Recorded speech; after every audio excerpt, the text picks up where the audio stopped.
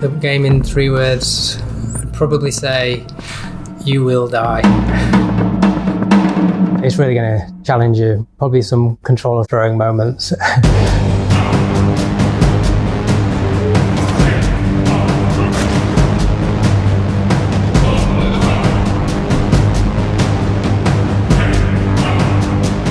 I could sum up Gods Will Fall in 3 words: tension, challenge, and satisfaction. Your job is to go into the realm and defeat the god and then go on to the next realm and do the same. A ragtag band of warriors that set sail across the distant seas to try and find the gods that had been ruling over these Celtic warriors for so many years. They're complete underdogs with only 8 of them left alive, but they still have a job to do, and that is to destroy these gods.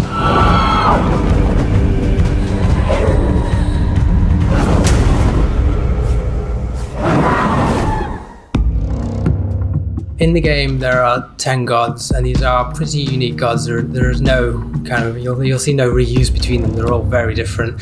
We have these flying gods with blades for wings, and we have these bone spider. They're all extremely different and varied. You set foot in a realm, you're in the god's home. None of them are going to share any attacks between them, and when they do have attacks, they do hit extremely hard.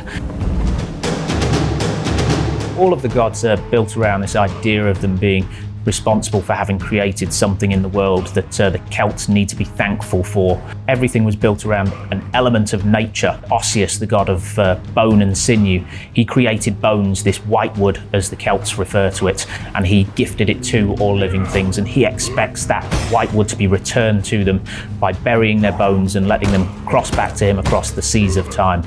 So therefore the whole world that we built for that god is now starts off on a beach across the seas of time on the Ostiol shores, where all of these bones are washing up and slowly returning to that god.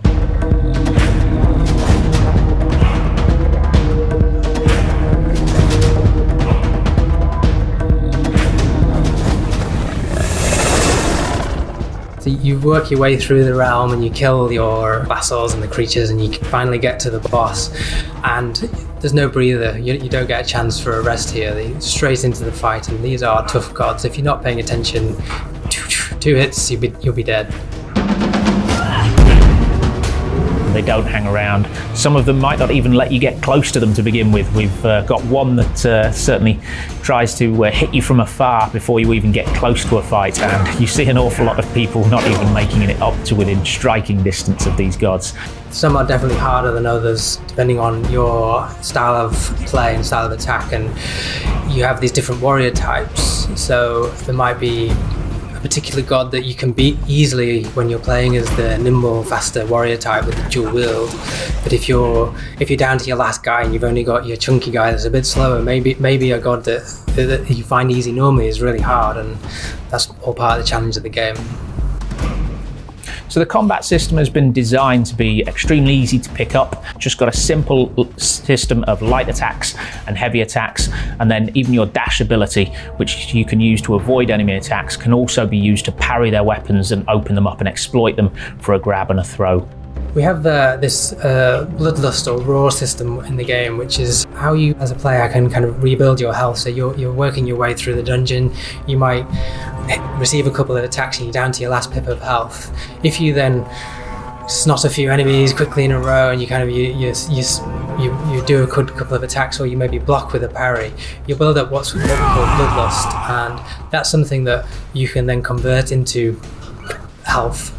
I think it's very easy to get stuck in the mindset of if you've just failed on a dungeon, you immediately want to get stuck straight back into it, so you quickly snatch at grabbing another warrior and sending them back in. But part of the design basis of Gods Will Fall has been this idea that think carefully and make careful choices about some of these things. Just blindly going into each dungeon and trying. I think you need to take a step back and then try a different dungeon, a different realm. Make sure you take your time. It's definitely not the kind of game to go in all guns blazing, kind of gung ho, mashing buttons. It's definitely a kind of take your time, look at it, like assess each enemy's attacks, make sure that you kind of you know the type of attack you're going to be seeing before you kind of waltz in, and because it's very difficult, you might just one or two false moves and you're dead.